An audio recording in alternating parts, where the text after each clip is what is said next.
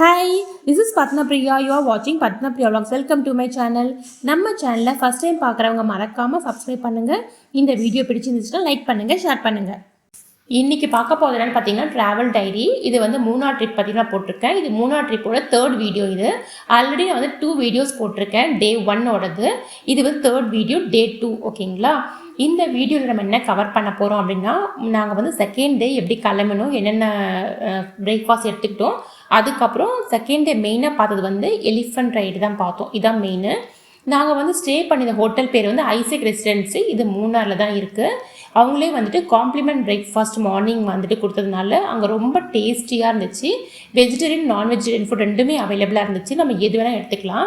நல்லா என்ஜாய் பண்ணி சாப்பிட்டுட்டு அதுக்கப்புறம் நம்ம கிளம்பணும்.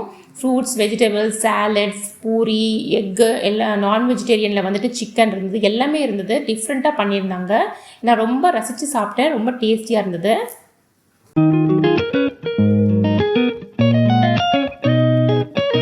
மூணார்லேயே வந்துட்டு ரொம்ப பெஸ்ட்டான பிளேஸ் என்னென்னு பார்த்தீங்கன்னா அது எலிஃபண்ட் ரைடு தான்.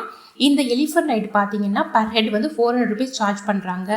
அப்படியே வந்துட்டு 15 minutes வந்துட்டு நம்ம அந்த உள்ளேயே சுற்றி வரலாம்.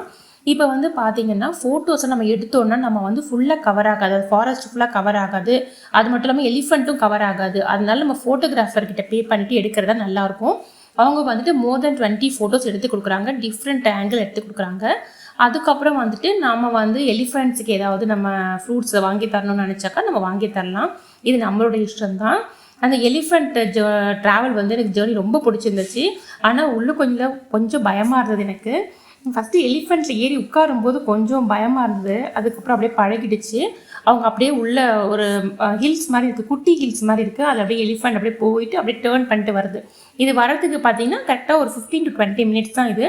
ஆனால் ரொம்ப என்ஜாய் பண்ணுற ஒரு மூமெண்ட்டு. அது மட்டும் இல்லாமல் அங்கே நீங்கள் ஃபோட்டோ எடுத்திங்கன்னா உங்கள் லைஃப் லாங் ஃபுல்லாக நீங்கள் மறக்கவே மாட்டீங்க. அந்த மாதிரி ஒரு எக்ஸ்பீரியன்ஸான ஒரு ஃபோட்டோகிராஃபி உங்களுக்கு கண்டிப்பாக உங்கள் லைஃப்பில் கிடைக்கும்.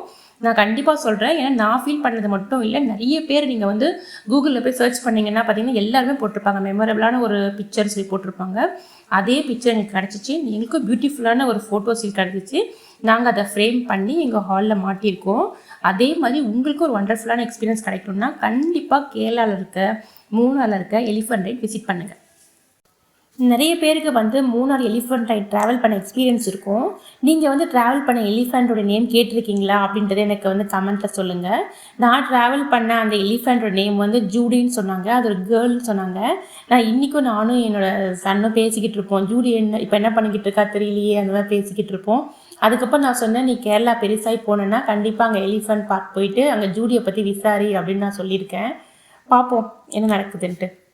இந்த வீடியோ உங்களுக்கு பிடிக்கும்னு நம்புகிறேன். இந்த வீடியோ உங்களுக்கு பிடிச்சிருந்துச்சுன்னா லைக் பண்ணுங்கள், ஷேர் பண்ணுங்கள், மறக்காமல் சப்ஸ்கிரைப் பண்ணுங்கள். Thank you friends. See you again. Bye.